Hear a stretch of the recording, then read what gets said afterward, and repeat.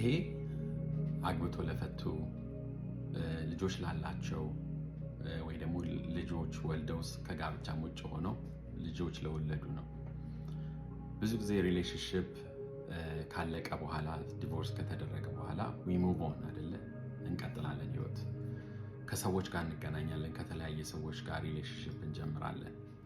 ብዙ ጊዜ ማወቅ ያለብን ነገር አለ፣ ምክንያቱም መጨረሻ ላይ ሊጎዳን ስለሚችል ማለት ነው።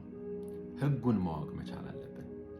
እኔ ከአንድ ሴት ጋር ሪሌሽንሽፕ ብጀምር እሷ ልጆቿን ይዛ ትመጣለች እኔ ጋር፣ እኔ ልጆቼን ይዤ መሄድ እችላለሁ እሷ ጋር።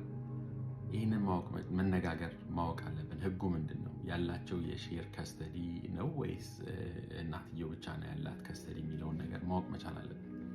አንዳንድ አባቶች ከስተዲውን ሰጥተው እንደፈለግሽ ሁኚ፣ የትም ሄደሽ ኑሪ ብለው የሚፈቅዱ አሉ። አንዳንድ እናቶችም ልጆቻቸውን ሰጥተው እንደፈለግኩን በቃ ልጆቹንም ይዘህ ሂድ፣ ሌላ ቦታ መኖር ትችላለህ የሚሉ አለ። ከዛ በኋላ ያ ሰው ተነስቶ ሄዶ ሌላ ቦታ ሄዶ ኑሮን ይጀምራል ማለት ነው ከዛ ከሪሌሽንሽፕ ከጀመረው ሰው ጋር።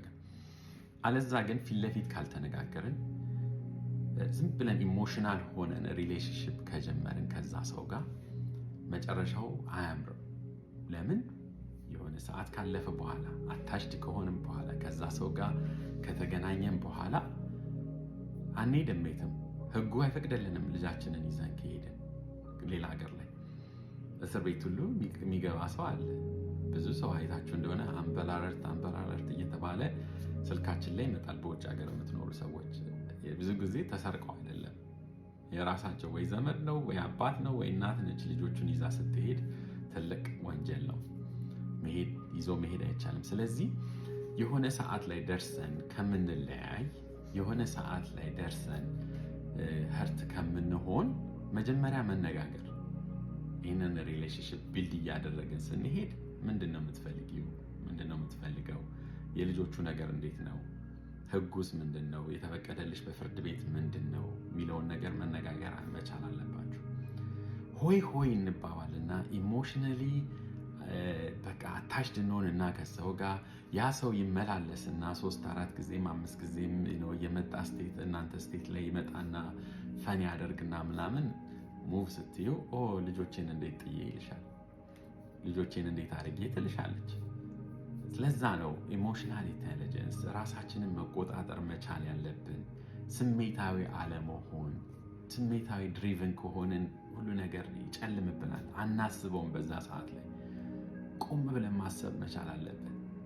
አውዝ ጊልቲ ሪሌሽንሽፕ አገኘው ብዬ ዘልዬ ሌላ ስቴት ዴት አድርጌ አውቃለሁ፣ ግን ልጆች አሉኝ እዚህ ጋር። በኋላ ላይ ነው የማውቀው። በኋላ ላይ ልጆቼን ጥዬ የትም አልሄድም። They're my life.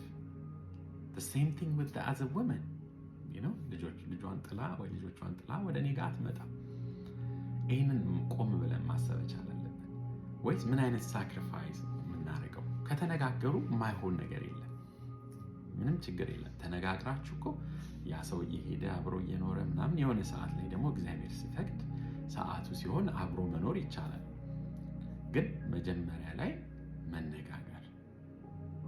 እኔ እንዳጋጣሚ ሆኖ የሆነ ሰው በጣም ሪሌሽንሽፕ ላይ በጣም ጥሩ ነገር እየሄደ ምናምን ልጆቼ እንጀራ አባት እንዲኖራቸው አልፈልግም ያለኝ ሰው አለ። ይሄ ሪል ሲኔሪዮ ነው የምነግራችሁ። በጣም ተጎዳው፣ በጣም አዘንኩኝ። በጣም ሲሪየስሊ የፈለግኩት ነገር ነበር ይሄ ሪሌሽንሽፕ።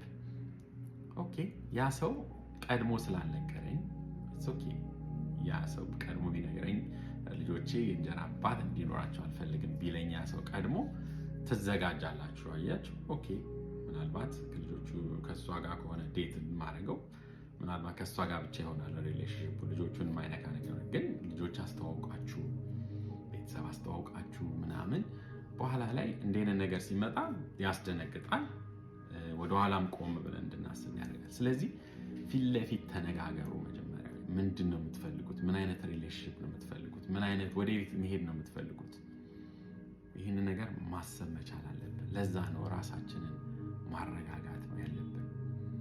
ምን ይባላል? እርቧችሁ ግሮሰሪ ስቶር አትሂዱ ይባላል። ምክንያቱም ያገኛችሁትን ነገር ነው ይዛችሁ የምትመጡት።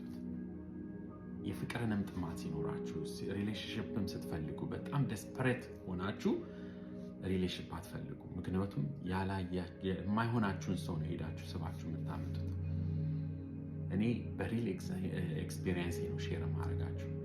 የሪል ያለፍኩባቸው ነገሮች ነው። ፐብሊክ ላይ ነው ሁልጊዜ ማወራው። ምንም እንትን የለኝም፣ የምደብቀው ነገር የለኝም። ግን ከእኔ እንዲማር ሰው ፈልጋለሁ። ከብዙ ሰዎች ጋር የማወራቸው ነገሮች አሉ። እንደዚህ የሚነግሩኝ እንደዚህ ሆነ እንደዚህ ሆነ እንደዚህ ሆነ እና አሁን ያለኝ ስቴት ኦፍ ማይንድ ወደኋላ ቆም ብዬ እንዳስብ ነገሮችን እየረዳኛል። ወደኋላ ለመምከርም ሰው እኔ ራሴ ያሳለፍኩት ነገር ስለሆነ ኢትስ ኢዚየር። ስለዚህ ልጆች ያላችሁ ሰዎች ሪሌሽንሽፕ ስትጀምሩ በጣም አስባችሁ በጣም ምንድነው ሎንግ ተርም ምንድነው ፕላናችን፣ እያደጉ ነው ልጆቹ ኮሌጅ ሲገቡ እኛ አብረን እኖራለን እና የሚለውን ነው። ምንም ማለት አይደለም፣ ሞክሩት። ደግሞም ሩቅ ለሩቅ ተሆነን አብረን እንቀጥል የምትሉም ከሆነ ሞክሩት፣ ምንም ችግር የለም። ግን መጀመሪያ ሲሪየስ ነገር ከፈለገን ሪሌሽንሺፕ ላይ ቆም ብለን ማሰብ አለብን፣ መነጋገር አለብን እላለሁ።